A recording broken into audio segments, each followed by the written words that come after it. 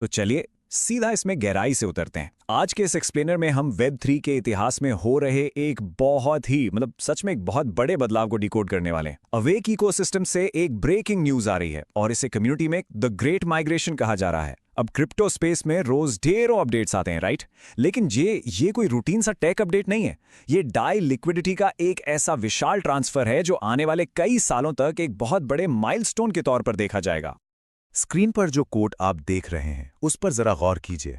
Crypto की दुनिया में एक ऐतिहासिक कदम उठाया जा चुका है और ये सिर्फ शुरुआत है। सुनने में काफी ड्रामेटिक लगता है ना, लेकिन इसके पीछे का जो वजन है वो बिल्कुल रियल है। जब भी किसी ब्लॉकचेन इकोसिस्टम में इस स्केल पर लिक्विडिटी मूव होती है तो वो सिर्फ फंड्स का ट्रांसफर नहीं होता, वो उस नेटवर्क के विजन, उसकी सिक्योरिटी और उसके लॉन्ग टर्म स्ट्रेंथ का एक बहुत बड़ा स्टेटमेंट होता है।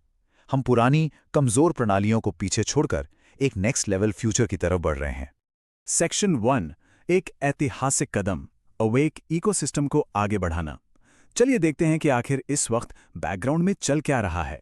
तो असल में खबर यह है कि द आई लिक्विडिटी अब ऑफिशियली ILO यानी initial liquidity offering community pool से निकलकर सीधे अनूबिस मेननेट पर ट्रांसफर की जा रही है। अब एक सेकंड रुकिए, इसे सिर्फ वॉलेट ए से वॉलेट बी में फंड्स भेजने जैसा मत समझिएगा, बिल्कुल नहीं। आप इसे ऐसे इमेजिन कर सकते हैं जैसे एक पूरी की पूरी बिल्डिंग की नींव को एक अस्थायी जगह से निकालकर एक बेहद मजबूत सॉलिड जमीन पर सेट किया जा रहा है। इसका सीधा सा मतलब है कि पूरा इकोसिस्टम अब पूरी तरह से इंडिपेंडेंट होने जा रहा है और लिक्विडिटी सीधे अनूबिस मेननेट की रगों में बहेगी। ये अपने आप में एक बहुत बड़ा गेम चेंजर है। सेक्शन 2, 3 चरणीय माइग्रेशन प्रक्रिया, DAI लिक्विडिटी के सफर को समझना। तो चलिए आगे बढ़ते हैं और देखते हैं कि यह तकनीकी रूप से कैसे आकार लेता है। अब इतने बड़े अमाउंट को एक नेटवर्क से दूसरे नेटवर्क पे ले जाना, सच कहूं तो ये किसी हाई सिक्योरिटी वाले बैंक वॉल्ट को शिफ्ट करने जैसा है। इस पूरे माइग्रेशन को 3 बहुत ही क्लियर लीनियर स्टेप्स में बांटा गया है। स्टेप 1, शुरुआत होती है पॉलीगॉन नेटवर्क से, जहां हमारा ILO पूल था। वहां से डाई फंड्स को निकालकर सबसे पहले इथीरियम मेन नेट पर लाया जाता है। उसके बाद आता है स्टेप 2, जहां इन फंड्स को इथीरियम से एन्यूबिस चेन पर भेजा जाता है। और फाइनली स्टेप 3, एन्यूबिस मेननेट पर इस लिक्विडिटी पूल यानी LP को पूरी तरह से डिप्लॉय कर दिया जाता है। एकदम अचूक, टू द पॉइंट प्रोसेस। आप शायद सोच रहे होंगे कि भाई इस पूरे प्रोसेस में सिक्योरिटी का क्या? तो देखिए, हर एक स्टेप के लिए जो टूल्स यूज हो रहे हैं वो टॉप नॉच हैं। पॉलीगॉन से इथेरियम तक जाने के लिए ऑफिशियल क्रॉस चेन ब्रिज का इस्तेमाल किया जा रहा है ताकि रास्ते में कोई भी गड़बड़ ना हो। फिर इथेरियम से एनूबिस तक जाने के लिए ऑफिशियल एनूबिस मेननेट ब्रिज का यूज होता है और फिर एनूबिस पर फंड्स पहुंचते ही LP का फुल डिप्लॉयमेंट हो जाता है। टेक की भाषा में इसे डबल ब्रिजिंग कहते हैं। आसान शब्दों में कहूं तो सिस्टम में कोई भी लूपहोल नहीं छोड़ा जा रहा है। आपके फंड्स मैक्सिमम सिक्योरिटी प्रोटोकॉल्स के अंडर एकदम सेफ हाथों में हैं।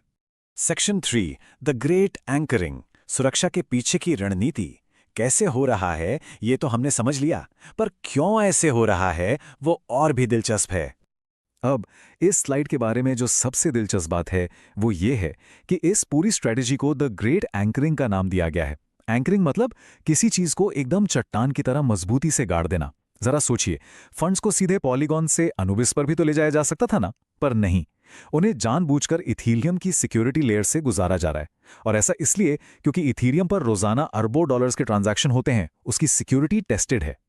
तो ये कोई मजबूरी नहीं है, बल्कि LGNS के लिए एक ऐसा अटूट अनब्रेकेबल लिक्विडिटी बेस तैयार करने की एक बहुत ही स्मार्ट स्ट्रैटेजी है जिसे मार्केट का कोई भी क्रैश हिला ना सके। बेसिकली ये 2 बहुत बड़ी ताकतों के मिलने जैसा है। एक तरफ हमारे पास इथीरियम की जांची परखी सुप्रीम सिक्योरिटी है और दूसरी तरफ है अनूबिस चेन का एकदम नेक्स्ट जेन इनोवेशन। जब ये दोनों कंबाइन होते हैं ना, तो ये LGNS टोकन के लिए अल्टीमेट स्टेबिलिटी क्रिएट करते हैं। तो अगर आप एक टोकन होल्डर हैं तो आपके लिए इससे बड़ा एश्योरेंस कुछ नहीं हो सकता। इसका सीधा सा मतलब है कि आपकी लिक्विडिटी सिर्फ रखी नहीं गई है, बल्कि उसे वेब3 के सबसे मजबूत और सुरक्षित किले के अंदर महफूज कर दिया गया है। सेक्शन 4, अनूबिस साम्राज्य की नींव, बाहरी निर्भरता का अंत। अब हम इस प्रोजेक्ट के लॉन्ग टर्म विजन की तरफ बढ़ते हैं और ये बहुत ही शानदार तरीके से दर्शाता है कि हम कहां से आए हैं और कहां जा रहे हैं। एक समय था जिसे हम बाहरी निर्भरता का युग कह सकते हैं, जहां लिक्विडिटी के लिए दूसरे प्लेटफॉर्म्स या बाहरी पूल्स पर डिपेंड रहना पड़ता था। और आपको पता ही है, बाहरी डिपेंडेंसी मतलब हमेशा कोई ना कोई रिस्क। लेकिन अब स्वतंत्र अनूबिस युग की शुरुआत हो रही है। अपने खुद के मेन नेट पर अपनी खुद की लिक्विडिटी, सारी बाहरी निर्भरता हमेशा के लिए खत्म। ये इस इकोसिस्टम को वो आज़ादी देता है जिससे वो बिना किसी रुकावट के अपनी शर्तों पर तेजी से ग्रो कर सके। तो सबसे महत्वपूर्ण बात यह है कि ये जो कुछ भी हो रहा है वो सिर्फ एक आम सा टेक अपग्रेड नहीं है, ये लिटरली एक साम्राज्य खड़ा करने की घोषणा है। एनोबस साम्राज्य की नींव रखी जा रही है, एक ब्लॉक एक कदम। ये कम्युनिटी के लिए एक बहुत ही पावरफुल मैसेज है। यहाँ होने वाला हर एक ट्रांजैक्शन, हर एक क्रॉस चेन ट्रांसफर इस नए एम्पायर की एक ईंट की तरह है। ये स्टेबिलिटी, आज़ादी और एक अटूट भरोसे की कहानी है जिसे पूरी ट्रांसपेरेंसी के साथ कम्युनिटी के सामने रखा जा रहा है। तो इन सारी बेहतरीन स्ट्रैटेजीज, इस 3 स्टेप सिक्योर प्रोसेस और द ग्रेट एंकरिंग जैसे ब्रिलियंट कॉन्सेप्ट को डिकोड करने के बाद एक बहुत ही बड़ा सवाल सामने आता है। क्या वेब3 की दुनिया सच में इस पूरी तरह से आज़ाद और कभी ना टूटने वाले एनाबिस साम्राज्य के लिए तैयार हैं? अवेक इकोसिस्टम का ये नया फेज यकीनन पूरे क्रिप्टो स्पेस में एक बहुत बड़ी लहर पैदा करने वाला है। इस एक्सप्लेनर में मेरे साथ इन सब चीज़ों को समझने के लिए आपका बहुत बहुत शुक्रिया। बस सीखते रहिए और इस ऐतिहासिक बदलाव पर अपनी नजरें जमाए रखिए।